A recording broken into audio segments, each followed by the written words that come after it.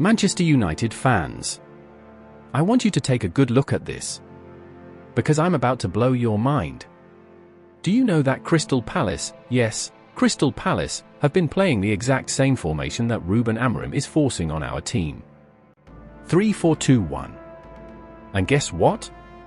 They are unbeaten in the Premier League right now. They just beat Liverpool 2-1, and let me tell you, if it wasn't for Alisson, that first half could easily have been 4-0. Let that sink in. The same formation that Manchester United players look completely clueless with, Crystal Palace are using to tear up the Premier League. The same formation Oliver Glasner used to beat Manchester City in the FA Cup, the same one he used to beat Liverpool in the Community Shield, the same one he used to draw Chelsea, and now it's helping them beat Liverpool. So the question is this: do Crystal Palace have better players than Manchester United? Absolutely not. On paper, United's squad is better in almost every area. But here's the shocking part: Palace looks stronger, smarter, and more disciplined in this system. Why? That's what this video is about. I'm going to break down how this formation is making Palace look like title contenders, and why Manchester United look like they've never kicked a football before. Kindly hit the subscribe button and stay with me while I break it down. Firstly, this formation favors smaller teams. See, it's not just about playing a 3-4-2-1. It's about how you use it. Palace play this formation with the tactics that suit them: sit back, soak up pressure, and hit teams on the counter. That's what the system is built for. Defend with 5, keep a compact midfield 4, then break with speed. Look at the stats. Against Liverpool, Palace had just 28% possession at home. But they had 7 shots on target, more than Liverpool. That's not domination through possession, it's domination through efficiency. Against Manchester City, against Chelsea, against Villa, it's the same story. They don't try to own the ball. They don't care about possession. They sit deep, frustrate you, then hit you where it hurts. Now compare that to Manchester United. We are a big club with a big ego. We don't want to sit back. We want to dominate possession, control the game. But here's the brutal truth: this formation does not work like that. If you try to dominate possession with a back 3, you are just asking to be punished. And that's exactly what's happening to us. Every opponent knows it. Give United the ball, wait for them to overcommit, then hit them on the counter or send a ball behind their defenders. Simple. Effective. Deadly. And we keep falling for it every single week. Now let's talk about the high line. Because with this formation, a high line is suicide unless your defenders are fast. Crystal Palace defenders? They are tall, physical, quick. Even when they get hit on the break, they can recover. They can chase back. They can win duels. Manchester United defenders? Maguire and De Ligt. And listen, I'm not here to disrespect them, but let's be honest. Just play a ball behind, and they are finished. They can't run back. They rely on trying to set an offside trap, and it fails almost every time. That's why every single counter-attack against us looks like a guaranteed goal. Remember against City? Holland destroyed us. Why? Because we tried to play higher up the pitch with this formation. Last season, when we sat deeper, Holland couldn't touch us. This season, we came out with a high line, and he killed us. Against Burnley, same story. Against Brentford yesterday, same story. You play a back 3 high up, with slow defenders, and the opposition just needs one ball in behind and boom, it's a goal. This is not rocket science. This is basic tactics, and Ruben Amorim hasn't figured it out. And here's where Crystal Palace have completely exposed us. Their midfield. Do they have world-class names? No. But they have players who are playing in the right positions for their strengths. Take Adam Wharton. Right now, he's arguably one of the best defensive midfielders in the league. And in this system, he looks like a monster. Press-resistant, excellent with long passes, calm under pressure, strong in duels. He fits this formation perfectly.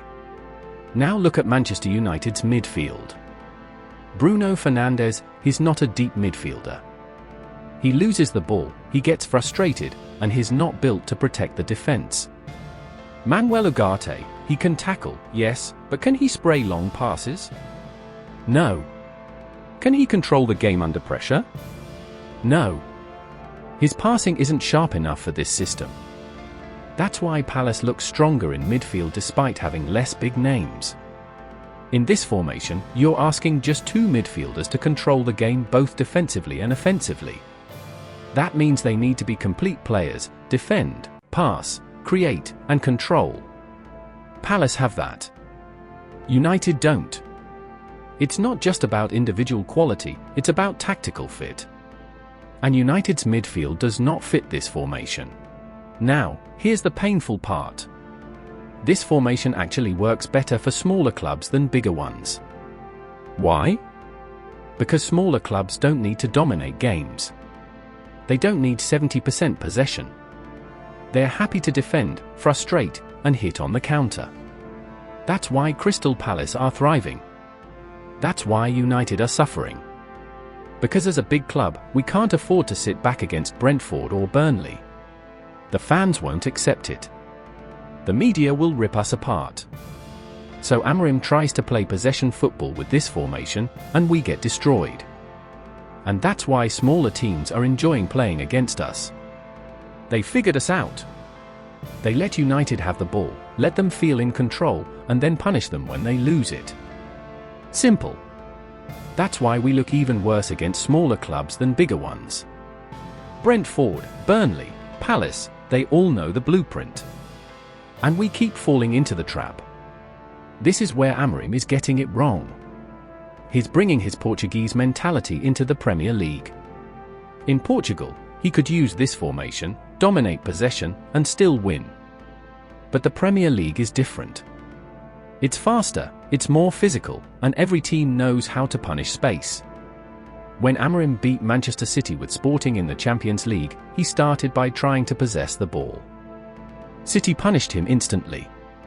So he switched tactics, sat deep, and counter-attacked. And guess what?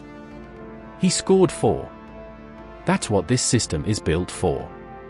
Not possession, not domination. Counter-attacks. Fast transitions. Ruthless finishing.